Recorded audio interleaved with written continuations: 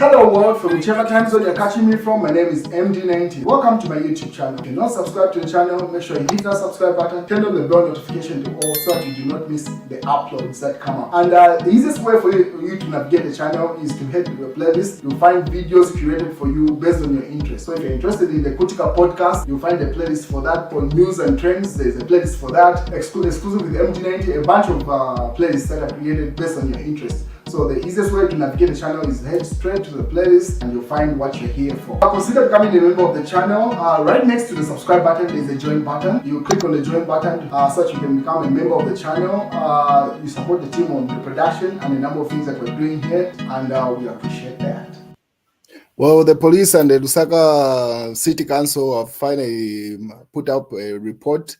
The lady that you see on screen, that's the Mambilima Member of Parliament, Jean Chisenga. Our house was burnt down a couple of days ago, right before Banda's situation happened. So our house was burnt down and different sides of the society were giving their opinion about it. It was burnt down to ashes. So these are some of the images from the house that was burnt down. There are a couple of videos that circulated on media and as different stories accompanied them.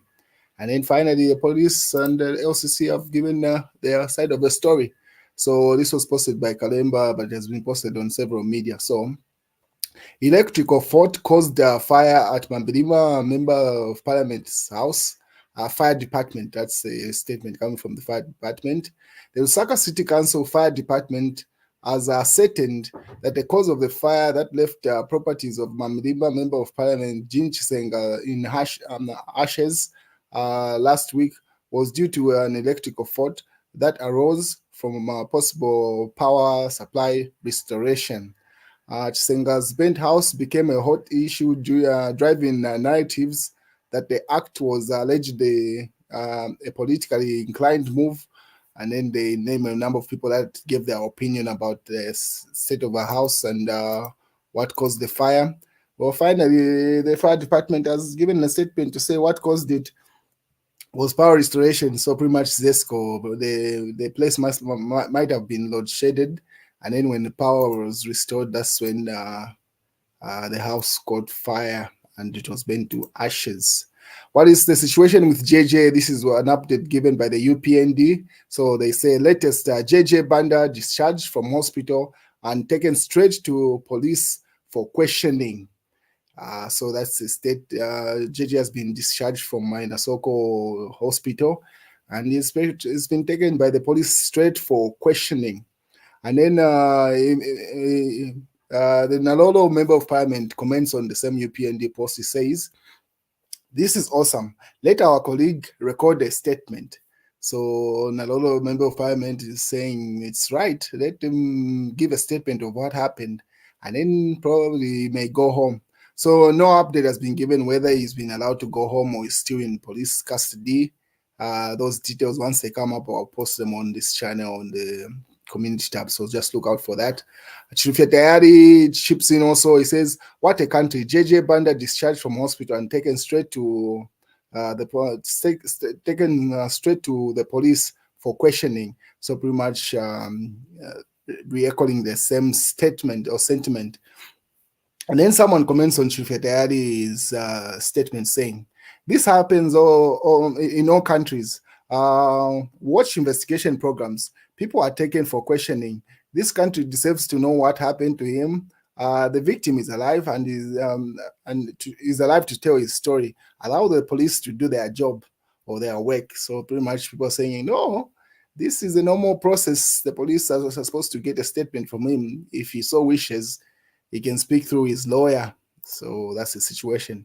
But yesterday evening around this time, the country was shocked by some news that Chile One was arrested. So the gentleman you see on screen there, that's Chile One, the musician within Zambia.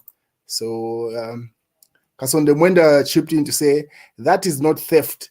It is just delay of payment. We stand with Chile One, Mr. Zambia. We will counter-sue them for defamation of character." So different sides of the aisle were chipping in. But let me give you the statement that came from the police. So this was yesterday, May 30th, 2024. Police have arrested Obed Chileshe, aged 30, of Lusaka's New Kasama area in connection with an offense of theft. Mr. Chileshe, popularly known as Chile One, allegedly to have stolen money from amounting to 6,530 kwacha, property of Radio Maria Yasani Voice, located in Lusaka, and which was sent to his FNB account, and then he said the transaction did not reflect in his account. Then the same amount was sent to his MTN number, but they agreed to say he was supposed to refund that money, the other 6,500, once it reflected from the FNB account. So that's the hiccup that happened. This was reported by Danny Mware, Deputy Police Public Relations Officer. So that's what happened to Chile One. Another person chips in. This is Kasololo saying, he says, Honorable, I don't know if he's a member of parliament. He says, the Chile One saga shows that shows why DJ Kandeke is important. Job of an artist is to produce content. In Congo, the manager handles. So simply saying, Chile One was not supposed to be getting into those contracts directly. Those were supposed to be done by his manager instead. So that's the update from Chile One.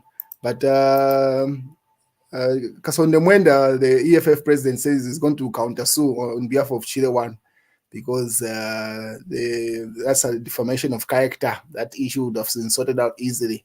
Other people in the comments, Monga says, Abanavo, delayed payment 1 year. So that person alleges the payment was 1 year overdue. Anyway, the truth will come out. But Chile One himself decided to go live, and he made a statement on this. Obviously, couldn't say everything. Just stand by. Let me show you. This was posted a couple of minutes ago by Chile One himself on his page. So this one is for those who are worried about me. I'm fine. I'm very much fine. Everything is good. So good. Some people thought I did a trending issue in the Mujele or something. Well, Lifelaka.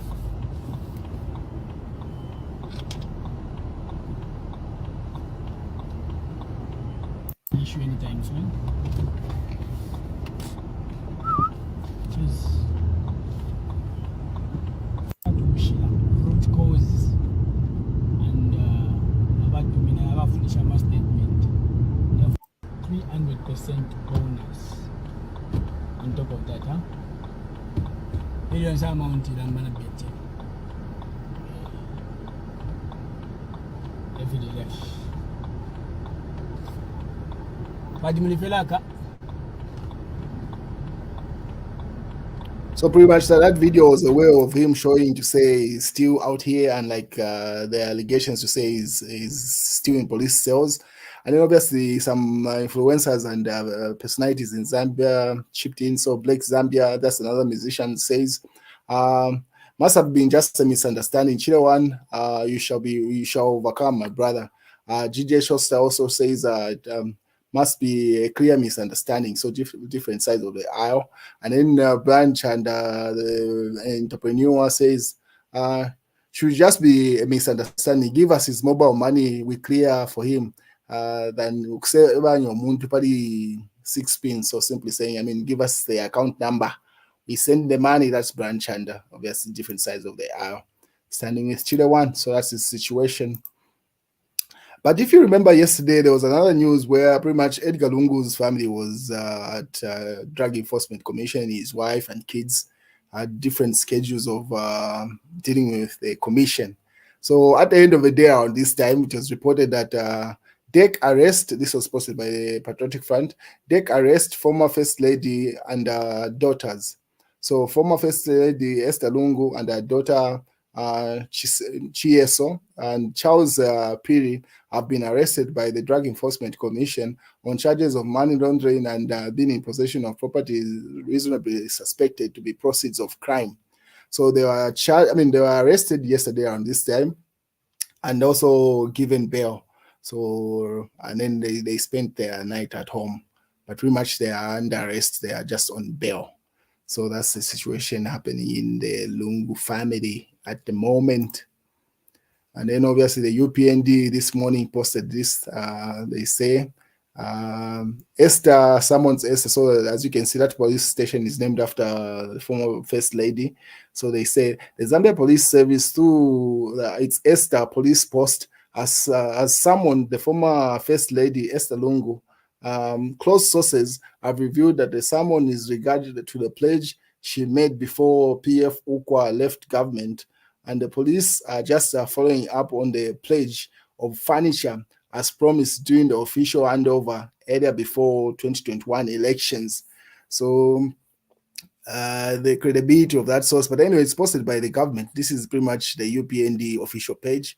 They say the police have summoned over a pledge to supply that police post with furniture. And then Ken Dumbo comments on the same post. He's like, it was just a pledge. What if she has changed her mind? What charge are they going to give her? I mean, it's just a pledge. That's a valid argument. Anyway, we'll wait and see how that plays out. If it's true, they've summoned her. But anyway, if not, then the National Party or the ruling party is pushing propaganda here because this is on their official Facebook page. What is these individuals that you see on screen are still in police cells as of this broadcast, unless they've been released or they are yet to be released. But as of this broadcast, they are still in police custody. So Brent Bachangara, Danny Pule, Maureen Mabonga, Monia Zulu, and Edith Nawakwi. So these were arrested on espionage charges and also tribal remarks that were made at different stages in the videos that were circulating online. But so today, Given Luwinda decided to visit them. So Patriotic Front, this was posted by the PF. Patriotic Front senior leaders led by Vice President Given Luwinda denied entry into Woodlands Police Station, where they went to visit Christian Democratic leader Apostle Danupule. Earlier, the leaders visited civil rights activist Brenda Changala at Kabwata Police Station and Mfue MP Honorable Maureen Mabonga, who has been hospitalized at Mainasoko Military Hospital, and then from Ibex Hill Police Station were equally denied access to see them. So they are pretty much going through to see the these individuals that I listed up here. So given Wind and some PF individuals were denied access, they say. And then Fed member chips in also with regard to the same issue. Take them to court or immediately release them. That's what Fed member says. It is well-known fact that throughout history, those who administer and control criminal justice system hold the power with the potential of abuse and tyranny. The statutory powers to arrest and prosecute those who commit crimes should be reasonably exercised and in good faith. So he said simply give them bail, release them because their cases are available. And then what is shows in custody was the Mfue MP. This happened. This was posted by the Patriotic Front. Just in Mfue MP, Maureen Mabonga has been taken to Mainasoko Military Hospital. This was after she collapsed in police custody. So she seems to have faced a health issue, and then she was rushed to Mainasoko Hospital. So that's the situation there. And then the UPND comment over the same collapsing MP. It was all well, not until our lawyer interpreted what an espionage is. So they're simply saying she only collapsed after finding out the exact charges that have been leveled against her. The lady you see on screen there. But on the other hand, the Patriotic Front did a counter post. So pretty much it's been a back and forth between the two parties. That's UPND and PF. So PF says, Maureen Mabonga suffered a suspected heart attack. There was commotion today at Ibex police station where Honorable Maureen Mabonga, a member of parliament from Fue constituency, collapsed in her cell. She has been at Ibex Hills police station as a political prisoner since Tuesday, May 28th, 2024. So that's the side of the PF said it's a suspected heart attack, according to that post by the PF. We're yet to get a full report from Mainasoko Hospital on what exactly happened to the lady. But that's the situation there. Malsampa also chips in. He says all charges slapped on them, including espionage, are bailable offenses within 24 hours of arrest. Release on bail today. Opposition leaders, Dan Pole, Nawakwi, Munia Zulu, Honorable Mabonga, and others. The executive must adhere to the rule of law on all citizens. So he's also advocating for their release. And then, if you remember yesterday, there were those videos that were circulating where UPND party cadres were insulting former head of state Edgar Lungu, and they even marched to Drug Enforcement Commission and caused some commotion there. If you didn't see that, look at the previous live stream from yesterday, you'll find that. So obviously, different sides of the aisle try to spin the story to say, no, those were PF cadres. But as of today, Gilbert Rusaniso decided to own up and say, I mean, we cannot deny those are our people. And then he made a live stream just to address the issue. So the person that you see on the screen, that's the National Youth Chairperson for the UPND. And he had this to say. These are extracts from the live stream that he did. But Dr. Nevers also chips in. He says, we strongly condemn the action by UPND youth cadres who went to Drug Enforcement Commission and insulted former President Edgar Chagwa Lungu. This is not the Zambia we want, Icona. So Dr. Nevers Mumba chips in there. He says, no, those are actually UPND youths, and we condemn what they did. Those insults leveled on ECL are not welcome. But these are now extracts from Gilbert Rusaniso. These were posted by Kalemba. So UPND National Youth Chairperson or Chairman Gilbert Rusaniso expresses shock at UPND youth public insults on former President Edgar Lungu. Says we are working to identify and discipline them. So that's part of the statement that he made to say, I mean, he's shocked, but yeah, those are his people. And then he goes further to say, we take responsibility of the youths that walked the streets insulting former President Edgar Chagwa Lungu yesterday. We will identify and discipline them. That's another extract. They say UPND, but that's pretty much Gilbert Rusaniso's statement. Another, he goes further, we will punish the youths that walked to the streets and broadcasting insults on former head of state. So pretty much the same statement. And then Ken Dumbo also chipped in to say, I mean, he did a dear UPND, he wanted them to say, this is primarily one of the reasons why the PF was kicked out of power, where cadres became powerful more than the police, because that was the situation. Those guys were walking right in front of police. The police could not do anything. No police officer was going to risk his job by handling it. So they just watched them and stood by. So that's what you're saying. I mean, the police know them. Once the UPND leaves government, according to Ken Dumbo, they're going to pursue them. They always do that. That happened to the PF cadres equally once they left power. And then B-Flow comments on the same Ken Dumbo video. He says, comment reserved for future use. Bitter, because B-Flow has been taught to say, I mean, it's just bitter because Pilato was given a job when they did that Bush protest with what's his name, Wittenau, and a couple of other youths, Swezi and Michael Zulu. So they say once Beef speaks out, there are always comments to say, no, it's just bitter because he wasn't given an appointment. So he's just doubling down on that statement. So I mean, right now I'm going to reserve my comments for future use. But yeah, pretty much that's what happened. The UPND has owned up to say those were their cadres and they are going to discipline them. These are the national results with the elections that are happening in South Africa. The ANC is leading by 41%, and then the DA 23%. And then Zuma's party, which was recently registered, has shocked. It has taken over EFF, because usually it used to be ANC, DA, and then EFF. But Zuma has done a number on the ANC, because that 11% would have easily gone to the ANC and they would have got a clear majority and formed government. But as things stand right now, it's looking like they will have to collaborate either with the DA or EFF, or even Zuma himself, if they can come to an agreement. But for them to form government, the ANC will definitely need a collaboration or a pact of some sort.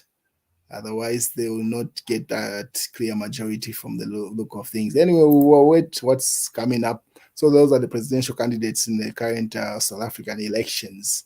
I'll keep you posted of anything that happens that's new. That's the news, ladies and gentlemen. YouTube channel.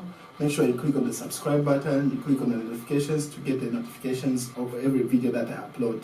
I try to upload every week, sometimes every day of the week, but definitely each week you expect a video. So make sure you click on the subscribe, like this video, and there's much more on the playlist. So visit the channel and see you around.